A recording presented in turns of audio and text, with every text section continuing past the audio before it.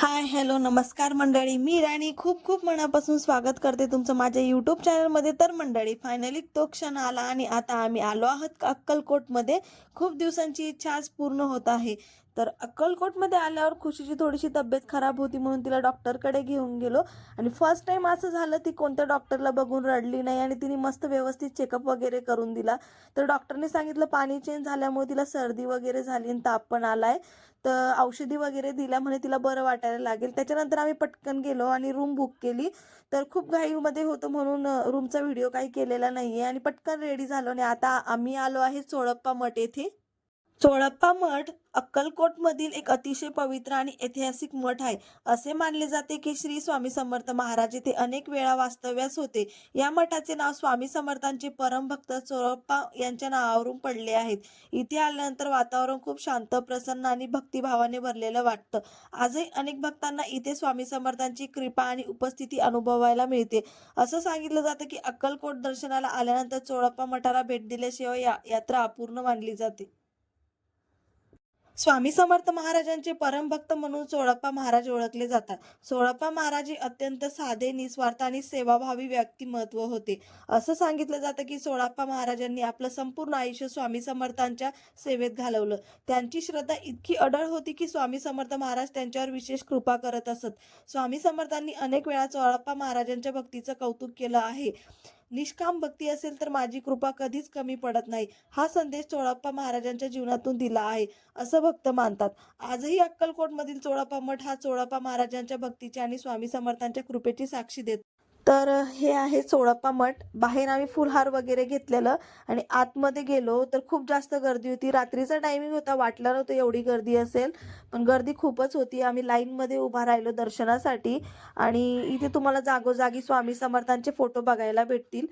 तर चोळप्पा मठमध्ये पाऊल टाकल्यावर खूप मनाला प्रसन्न वाटलं. जणू बाहेरचं सगळं टेन्शन, घाई, विचार तिथेच मागे राहतात. इथे असलेले श्री स्वामी समर्थ महाराजांचे फोटो पाहिल्यावर मला असं जाणवलं की थेट माझ्याकडेच पाहत आहेत. त्या नजरेत राग नाही, प्रश्न नाहीत, फक्त माया, आधार आणि मी आहे अशी भावना. दर्शन वगैरे खूप छान झालं आमचं. थोडा वेळ निवांत बसलो आणि मग बाहेर आलो. बाहेर आल्यानंतर स्वामी समर्थांच्या खूप छान छान अशा मूर्त्या होत्या. तर माझ्याकडे घरी स्वामींचा एक फोटो आहे, त्याच्यामुळे मी मूर्ती वगैरे काही घेतली नाही. पण मग आम्ही हे घेतलेलं होतं घरावर लावण्यासाठी, की त्याच्यावर लिहिलेलं होतं, हे घर स्वामींचे आहे आणि आम्ही स्वामींच्या घरात राहतो. हे वाचताच मनाला खूप छान वाटलं. एक वेगळी सुरक्षितेची, विश्वासाची भावना आली. म्हणून आम्हाला हे इतकं आवडलं की आम्ही लगेच ते घेतलं. स्वामींचं नामस्मरण माझ्या घरात 24 तास चालू राहायला पाहिजे म्हणून मी नामजप यंत्र सुद्धा घेतलं होतं. त्याच्यानंतर तिथेच आहे ना, घाण्यावरती तयार केलेली चटणी सुद्धा होती. टेस्ट खूप छान होती. आहोंना फार जास्त आवडली. त्याच्यामुळे आम्ही ती चटणी सुद्धा घेतलेली. 2 प्रकारच्या चटण्या होत्या तिथे. त्या दोन्हीही चटण्या घेतलेल्या आणि आता आम्ही हॉटेल शोधत होतो जेवण्यासाठी, कारण की रात्रीचे 10:30 वाजले होते आणि आम्हाला हॉटेलच भेटत नव्हतं. फायनली एक हॉटेल सापडलं. तिथे पण खूप जास्त गर्दी होती. पण भूक लागलेली होती म्हणून थोडा वेळ थांबलं. जेवण वगैरे केलं आणि लगेच हॉटेलला गेलो आणि लवकर झोपलो. आता सकाळी सकाळी मस्त असं रेडी झालो आहे आम्ही.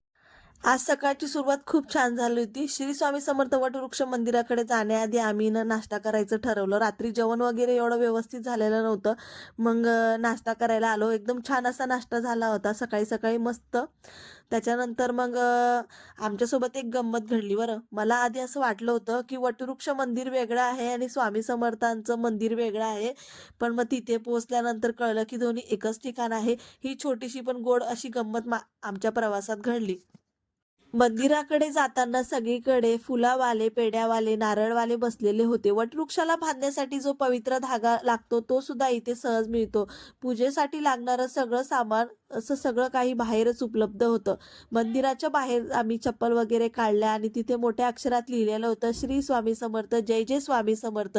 ते वाचतात मन अजूनच एकदम प्रसन्न झालं. आज मंदिरात पाऊल टाकता सांगायचं तर खूप छान वाटलं.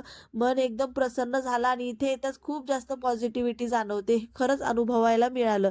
आज शिरताच CCTV कॅमेरावरून लगेच आमच्या श्री स्वामी समर्थ यांचं दर्शन झालं. दर्शन झाल्यानंतर अचानक समजलं, की आरतीचा वेळ झालेला आहे. फक्त 15 मिनिटाची आरती होती, पण त्या 15 मिनिटांनी जणू आमचं संपूर्ण नशीब उजळून निघालं.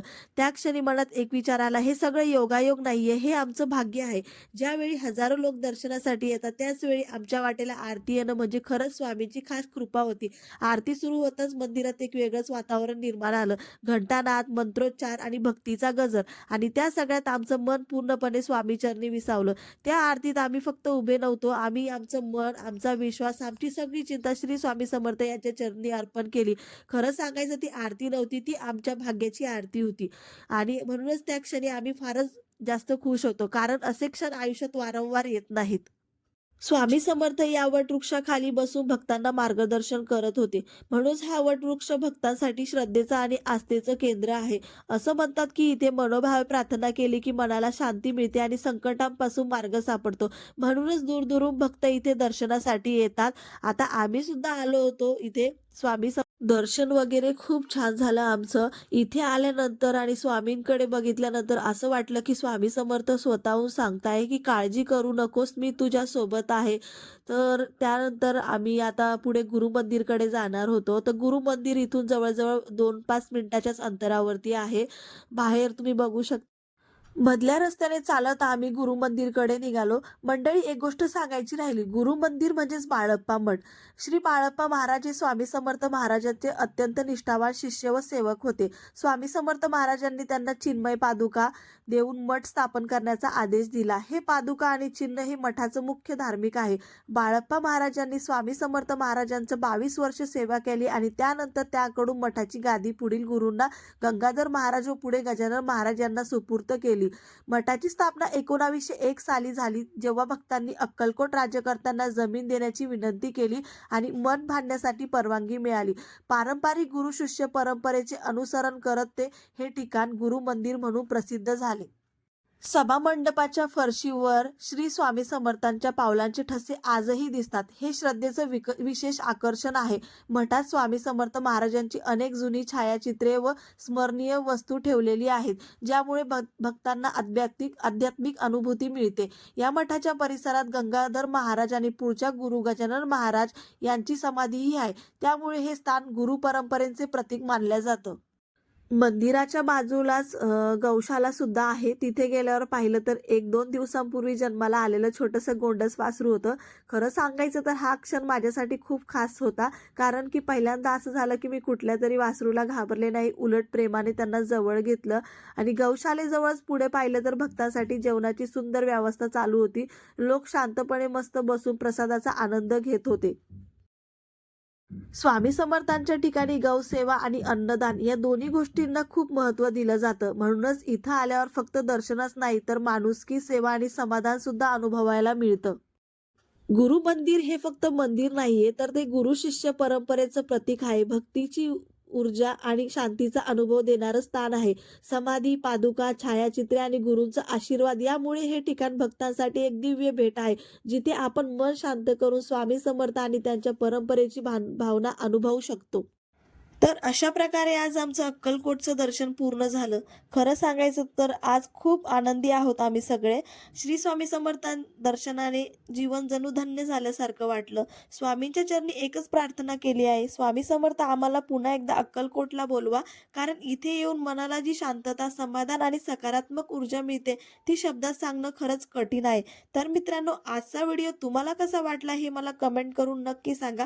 व्हिडिओ आवडला असेल तर लाईक करा, शेअर करा आणि चॅनलला सबस्क्राईब करायला मात्र विसरू नका. पुन्हा भेटूया नेक्स्ट व्हिडिओमध्ये. श्री स्वामी समर्थ.